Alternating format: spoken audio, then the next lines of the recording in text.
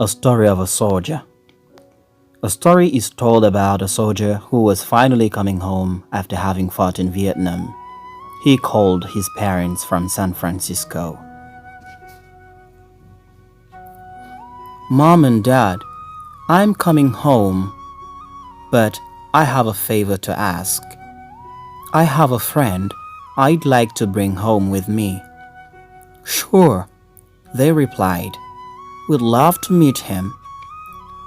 "There's something you should know," the son continued. "He was hurt pretty badly in the fighting.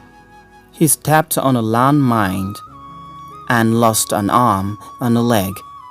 He has nowhere else to go, and I want him to come live with us." "I'm sorry to hear that, son. Maybe we can help him find somewhere to live." "No, Mom and Dad. I want him to live with us."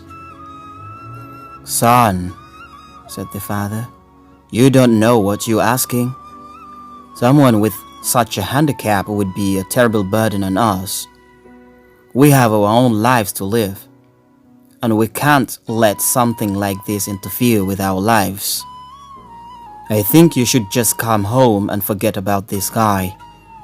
He'll find a way to live on his own." At that point, the son hung up the phone. The parents heard nothing more from him. A few days later, however, they received a call from the San Francisco police. Their son had died after falling from a building, they were told. The police believed it was a suicide. The grief-stricken parents flew to San Francisco and were taken to the city morgue to identify the body of their son. They recognized him, but to their horror, they also discovered something they didn't know. Their son had only one arm and one leg. The parents in this story are like many of us.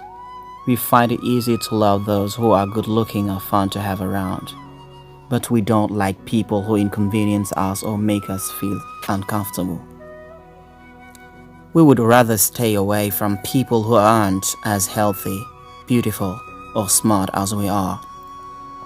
Thankfully, there's someone who won't treat us that way.